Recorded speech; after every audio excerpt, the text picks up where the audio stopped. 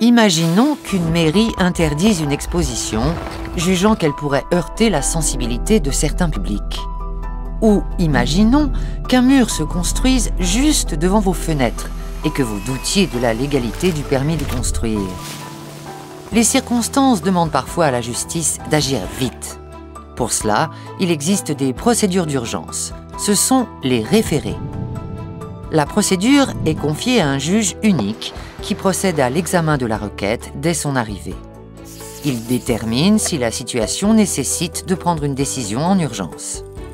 Si c'est le cas, le juge l'adresse à toutes les parties concernées. Débute alors la phase d'instruction, très brève, pendant laquelle les parties s'échangent leurs arguments par écrit. Une audience est ensuite rapidement organisée.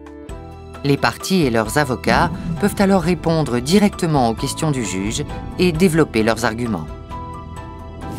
Si la situation d'urgence n'est pas avérée, ou si la requête est irrecevable ou mal fondée, le juge peut la rejeter directement par une ordonnance rendue sans audience.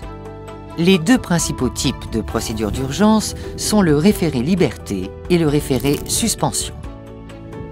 Dans le cas de l'exposition, c'est le référé liberté qui s'applique. Il vise à obtenir toute mesure nécessaire à la sauvegarde d'une liberté fondamentale, comme par exemple la liberté d'expression, la liberté de réunion ou encore le droit de propriété. Dans le cas de la construction du mur, le référé suspension peut permettre de suspendre l'exécution d'une décision administrative dans l'attente d'un jugement définitif. La décision du juge des référés est une décision provisoire. Ce n'est pas la décision définitive qui sera adoptée plus tard par une formation collégiale. On dit alors que l'affaire est jugée au fond. Le juge des référés rend son ordonnance dans les quelques heures ou quelques jours qui suivent l'audience, selon le degré d'urgence. La décision s'applique immédiatement. Et alors, cette exposition? Le juge des référés a estimé qu'interdire l'exposition était une atteinte manifeste à la liberté d'expression. L'exposition ouvrira donc ses portes, comme prévu. Quant à la construction du mur, le juge a un doute sérieux sur sa légalité.